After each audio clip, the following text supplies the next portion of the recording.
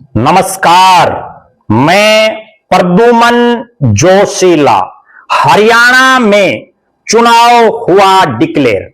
जी हां, चुनाव घोषित हो गया है और एक बार फिर से शुरू हो गई है चौधर की कुर्सी को हासिल करने की कशमकश। देखना यह है किसे मिलेगी चौधर की कुर्सी और किसकी किस्मत में नसीब होगी हार। जी हां, हरियाणा प्रदेश में पिछले कई दिनों से जिस चुनाव का इंतजार किया जा रहा था उसका आज ऐलान हो गया है।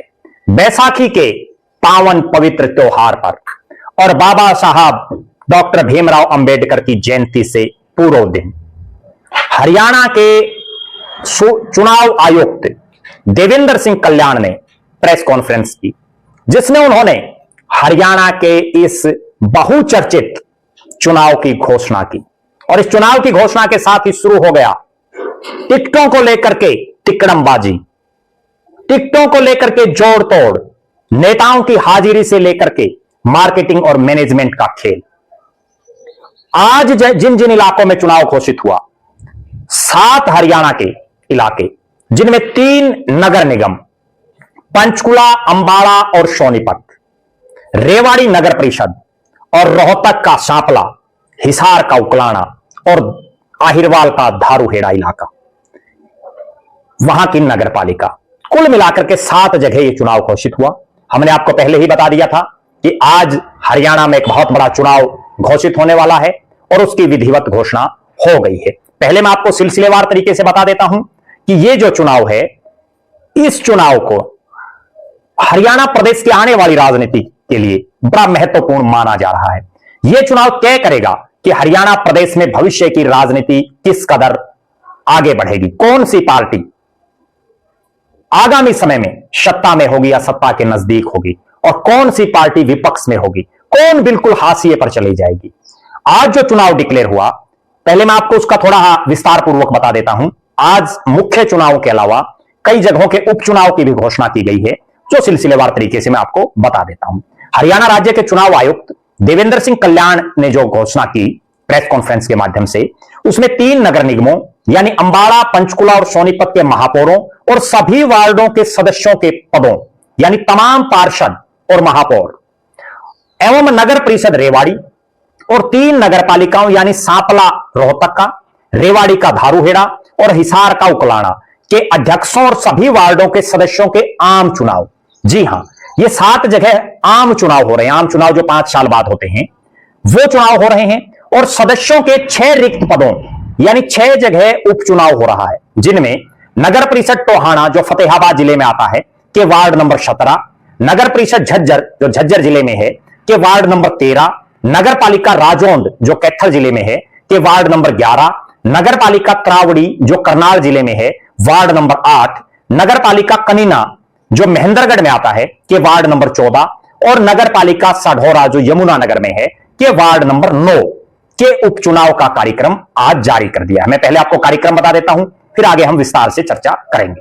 जो चुनाव कार्यक्रम घोषित हुआ है, हरियाणा नगर निगम चुनाव नियमावली 1994 के नियम 22 और हरियाणा नगर पालिका चुनाव नियम 1978 के नियम 20 के तहत नामांकन के लिए रिटर्निंग ऑफिसर द्वारा नोटिस चस्पा प्रकाशित करने की तिथि 15/4/2026 और उसके बाद नगर निगम और जो नगर पालिकाएं हैं, नामांकन पत्र प्रस्तुत करने की जो तिथि है वो 21/4 से और 25/4 तक रहेगी, यानी मंगलवार से और शनिवार तक।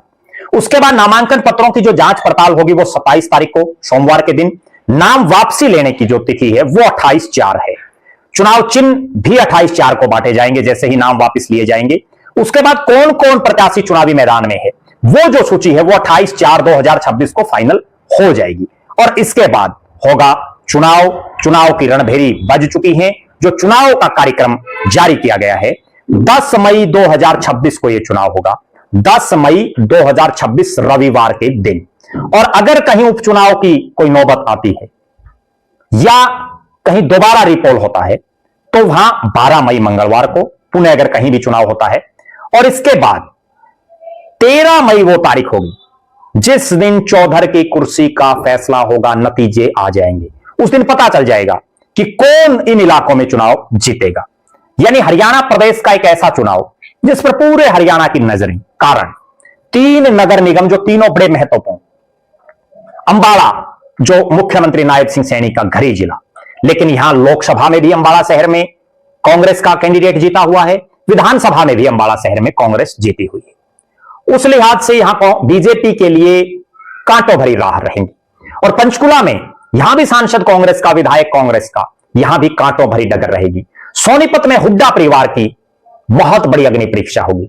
सोनीपत वो नगर निगम है जो कांग्रेस इकलौता जीत पाई थी पिछले चुनाव में, लेकिन जो जीता कांग्रेस का वो कांग्रेस छोड़ करके बीजेपी में चला गया निखिल मदान, जो फिलहाल विधायक है सोनीपत से।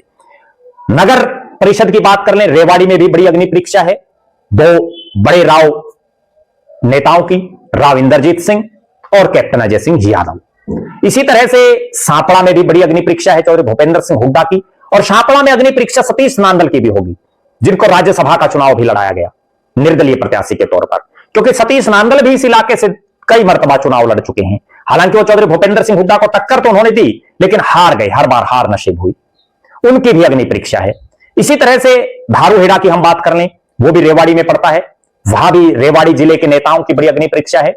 और उकलाना में अग्नि परीक्षा है पूर्व मंत्री अनूप धानक, बीजेपी के जिला प्रधान डॉक्टर आशा खेताड़ और पार्टी के व्यववृद्ध नेता श्रीनिवास गोयल की, और दूसरी तरफ कुमारी शैलजा और नरेश सेलवाल की।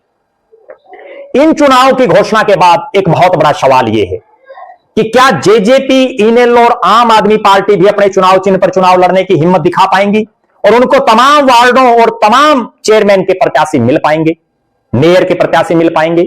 और बीजेपी और कांग्रेस में जो टिकटों को लेकर के कशमकश होगी, कौन नेता भारी पड़ेगा, हम अगले लगातार 10 तारीख तक हर अपडेट से आपको रूबरू करवाते रहेंगे। इन 7 चुनावों से जुड़ी हुई हर अपडेट, तमाम उपचुनावों से जुड़ी हुई हर अपडेट आप हमारे चैनल पर देख पाएंगे। आप दर्शक भी अपनी बेबाक राय रख सकते हैं, आपके इलाके में वो कौन सा चेहरा है जो जिताऊ है, जो जीत सकता है, जिसको मिल सकती है चौधर की कुर्सी। और आप ये भी कमेंट कर सकते हैं कि आपके इलाके में किस नेता को फला पार्टी टिकट दे तो वो पार्टी वहां जीत सकती है। बहुत बहुत धन्यवाद। आपका अपना प्रद्युमन जोशीला।